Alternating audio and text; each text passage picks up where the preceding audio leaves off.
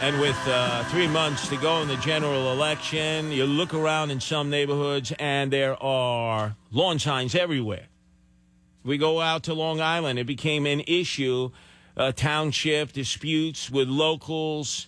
And this Trump supporter was asked, how come you have so many Trump signs on your house and on your front lawn? Can't deny that there are moments with Trump that I have to sit and think about it, but it will always be against Hillary. I just think that she's not a nice person. So that's a house out there that's just filled with Trump signs. And then the big story was out in Staten Island, where a Trump supporter had a huge T that had been created by a local artist, and somebody burnt it to the ground. Jump out of bed, and I come down here, and when I come down the stairs, I can see out that window there, and there's this big orange glow. You get somebody who doesn't like Trump, there you go Trump, right? So.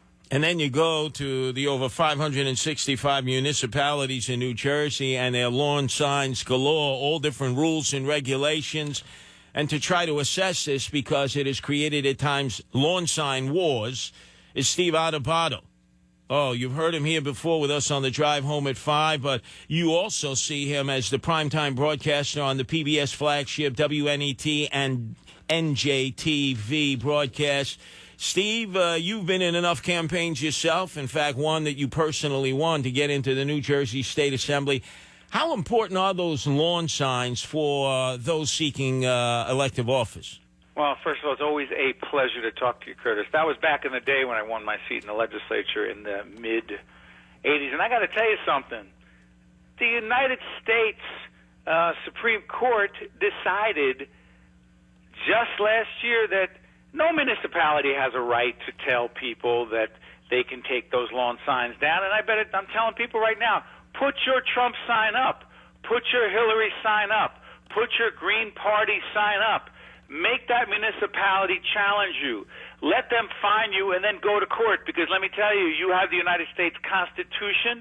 You have the Supreme Court on your side, Curtis. This is ridiculous, because if, in fact, the political leader or the political council in a municipality favors one party or another, one candidate or another, and they choose to not want to have that sign up, that's not their right. It's your First Amendment free speech right. This is ridiculous. It's garbage. And I'm telling you, this is a great way to test it. Yeah, well, it reminds me of that guy, remember, in West Long Beach, who decided he was going to fly his Trump flag high in the sky. He's now facing fines of up to $2,000 or 90 days in jail for flying a Trump flag on his own property. Yeah, let's down. I just came up from the Jersey Shore, Curtis, and I tell you, I did see those signs. And the fact that I'm not a big Trump supporter, and by the way, I'm not, quote, with her either, not with Hillary, that's not the point. The point is you've got to be in favor of free speech, and that guy is being fined again and again and again. They're taking his flag down, his sign down. But here's the thing. If your sign, if your flag is some sort of public hazard, if in fact it's blocking a driveway, if in fact it's creating a safety hazard, that's a problem. Now, if you're in a townhouse, if you're in a condo, then in fact the landlord, then the condo association, they have something to say about it. But if you're a homeowner, Curtis, it is not the right of the municipality, the government fathers and mothers, the leaders, to tell you that you can take that sign down unless they can prove that you are creating a public safety hazard. Well, oftentimes as you access a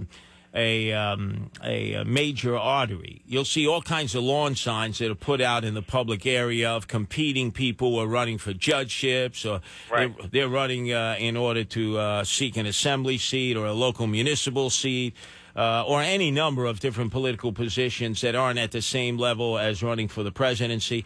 But I noticed a lot of those lawn signs after the election, they basically stay out there. The candidates don't send staff or volunteers or even themselves to go retrieve them, and they end up being like dispersed into the wind, and they're all over the place as part of the flotsam and the jetsam. Yeah, that's the other side of it. I'm really glad you raised that, Curtis. That is something that, A, the campaigns are responsible for, but B, I do believe this, that after the election, there is no place for these signs because it's over. The people have decided whether Trump wins or Hillary wins or a freeholder wins or a judge wins or a council member wins. The campaign should be held accountable for taking those signs down. And, in fact, I do believe that in spite of the fact that all this free speech should exist before and you should be able to put your sign up, the campaign should be fined if they don't take those signs down. And people who own those homes, they should be held accountable as well. Just as you have a right to put the sign up, there's a responsibility to take the sign down because there's no value after that. And, in fact, they do create problems when, in fact, the weather begins to change or they're flying all over the place. That's when it starts to create a public hazard. All right, so a lot of these townships, village boards, they're busting stones of their constituents, and they're looking to fine them. But I notice there is a distinction in the law because if people are renting or they own condos or they're in a homeowners association, it seems that what we've just said doesn't necessarily apply, right? Curtis, you nailed it. And once again, informing your audience is what you do, because you would sit there and say, well, every citizen has the same right because you're an American citizen, the Constitution works for you. Not exactly.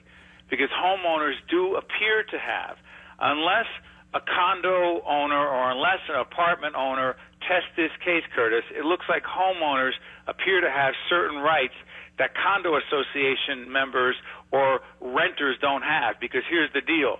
The landlord or the condo association does appear to have a right to put certain restrictions on that person and whether they can put a sign up or not, because the person doesn't own that property in the same way a homeowner owns his or her own property, and that's the difference. It appears that that's the case until this case gets tested in the courts. Now, I notice your last name, Adubato, with the spelling of it. If I put it on a lawn sign, it would probably, it would be huge. Couldn't you have sort of truncated your name a little bit for your Assemblymanic victory? Listen, Curtis, not only did I have my name on it, but I had to make sure that my face, because I was younger and I was better looking at the time. Faccia brut. I had to have my faccia on there. My face was on there, Curtis. Hey. And now it's only for television purposes. As you know, the branding never ends. Well, I know exactly where the dogs in town ended up relieving themselves, Steve. It was right on that faccia brut of yours. Always a pleasure, Curtis. Always in the midst of the hot and heated election campaign.